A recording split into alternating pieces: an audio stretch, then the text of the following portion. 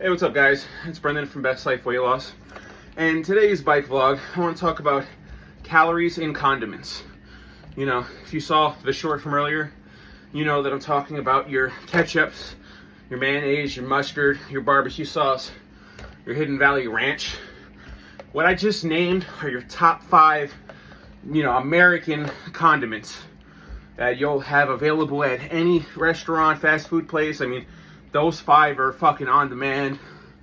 A lot of times they'll be on the table already, And I don't cut all of those out completely, for the most part. Yeah, I was a ketchup guy on a lot of things. Now, unless I'm eating like a specific burger with like bread or something, keto buns, baby. But if I'm doing that, then maybe, yeah, have a little bit of ketchup. When I have my ribs, I have barbecue sauce. It's okay to have these things. But, what I'm finding when I'm working with some of my friends and they're tracking their foods, they're not tracking that. I saw a buddy use a lot of barbecue sauce, and I was like, oh, how much, blah, blah, blah, is that a serving? They had no idea, and I said, how do you not know if you're tracking that? Find out they're not tracking their sauces. And that can be a big problem. If you've ever bought like a fucking salad from a store, it comes with like a ranch packet. You ever read that? Some of those ranch packets are 110 calories, 130 calories. I've seen a packet of fucking ranch, 160 calories. You're trying to eat healthy. You have your salad. Your salad on the packaging says, 300 calories.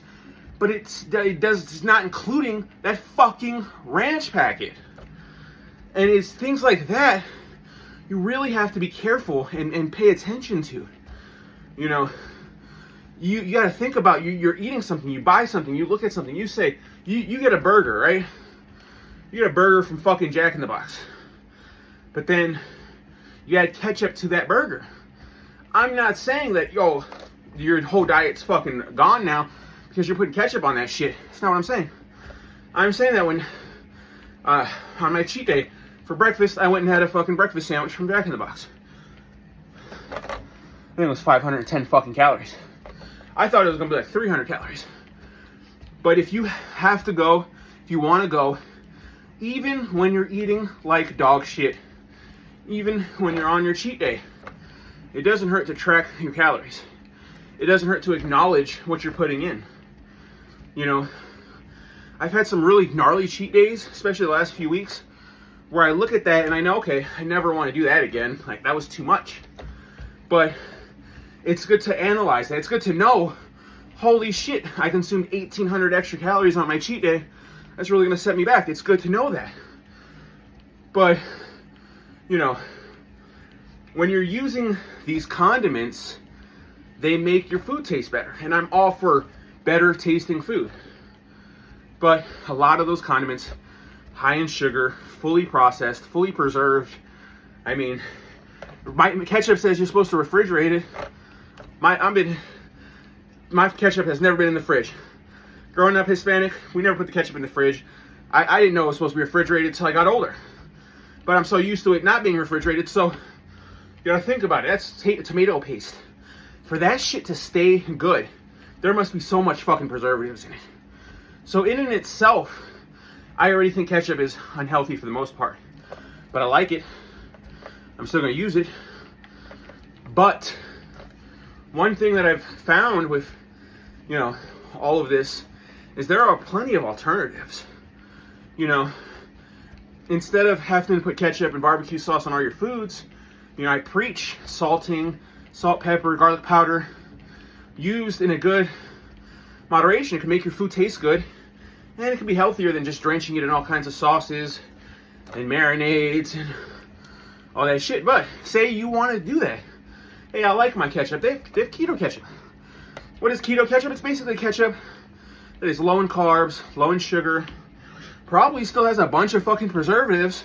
Because like I said, you're not really making these condiments. They're making these condiments to last. They're not making them to be healthy. But as long as you're using them properly, the condiments, just like anything, are tools.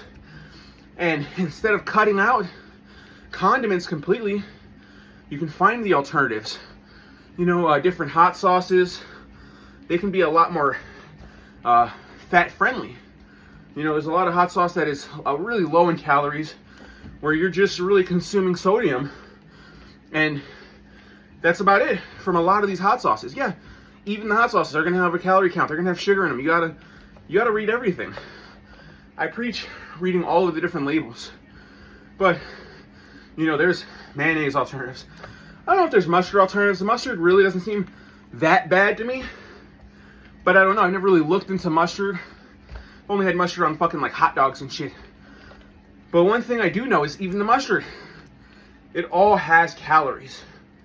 The butters, all of it, especially your Hidden Valley Ranch. You know, you see the commercials, they're eating the vegetables with the ranch. And that's fine.